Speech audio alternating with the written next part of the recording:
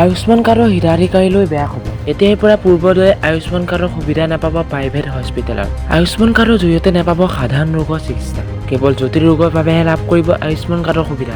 আয়ুষ্মান কাৰ্ডৰ জৰিয়তে এতিয়াৰ পৰা কেৱল 290টা ৰোগৰহে চিকিৎসা লাভ কৰিব। পূৰ্বে আয়ুষ্মান কাৰ্ডৰ জৰিয়তে 1900টা ৰোগৰ চিকিৎসা লাভ কৰিছিল হিতাধিকাৰীয়ে। এতিয়াৰ পৰা কেৱল জটিল ৰোগৰ বাবেহে লাভ কৰিব আয়ুষ্মান কাৰ্ডৰ সুবিধা।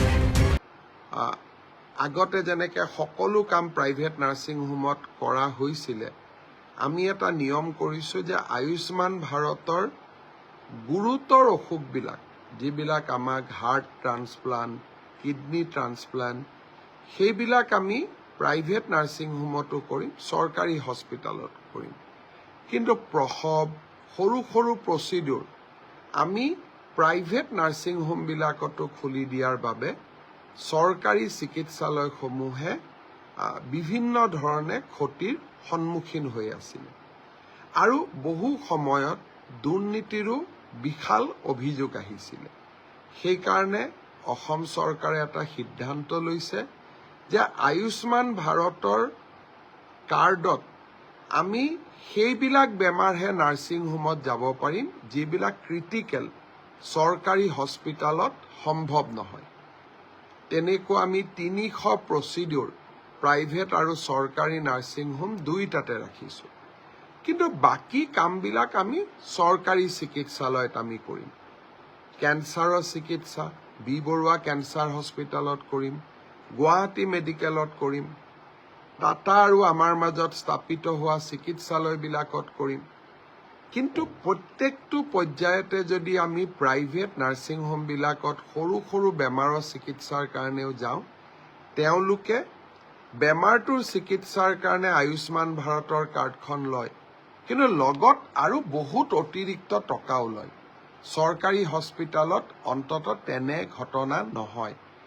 চৰকাৰী চিকিৎসালয়সমূহ শক্তিশালী কৰাৰ বাবে লোৱা প্ৰচেষ্টাৰ অংশ হিচাপে আয়ুষ্মান ভাৰতৰ এতিয়াৰ পৰা সকলো প্ৰচিডিউৰ প্ৰাইভেট নাৰ্ছিং হোমত নাথাকিব, গুৰুতৰ অসুখবিলাকহে প্ৰাইভেট নাৰ্ছিং হোমত থাকিব। এই কথাটোৰ কাৰণে আমি কোনেও বেয়া পাব নালাগে। চৰকাৰী হস্পিটেলবিলাক সুদৃঢ় কৰা, ভাল কৰা আমাৰ দায়িত্ব। আৰু যদি আমি চৰকাৰী হস্পিটেলবিলাক এৰি দিওঁ, সুদৃঢ় নকৰোঁ, আৰু প্ৰাইভেট হস্পিটেলক যদি আমি বছৰি 200, 300, 400 কোটি টকা চৰকাৰৰ পৰা দি থাকোঁ, তেতিয়াহ'লে এটা সময়ত আমাৰ চৰকাৰী চিকিৎসালয়বিলাক এক প্ৰকাৰ মৃত্যুমুখী হৈ পৰিব। মই ভাবোঁ যে এই সৰু সংশোধনটোত আপোনালোক সকলোৱে সহযোগিতা কৰিব। পুনৰ এবাৰ ধন্যবাদ। অহাকালি ৰাতিপুৱা 10 বজাত ইউনেস্কোৰ বিশেষ ঘোষণাটো শুনিবৰ বাবে আমি সকলোৱে অধীৰ আগ্ৰহেৰে অপেক্ষা কৰিম। মই নাজানো মোৰ ৰাতি টোপনি আহিব নে নাহিব, কিন্তু 10 বজাত ঘোষণাটো শুনিম আৰু যদি সকলো ঠিকে থাকে, মুখ্যমন্ত্ৰী হোৱাৰ পিছত কৰা যিবিলাক মানুহে বহু দিনলৈ সোঁৱৰণ কৰিব, চৰাইদেউৰ মৈদাম ইউনেস্কোৰ ৱৰ্ল্ড হেৰিটেজ মোৰ ৰাজনৈতিক জীৱনৰ এক ডাঙৰ প্ৰাপ্তি হৈ ৰ'ব। বহুত বহুত ধন্যবাদ।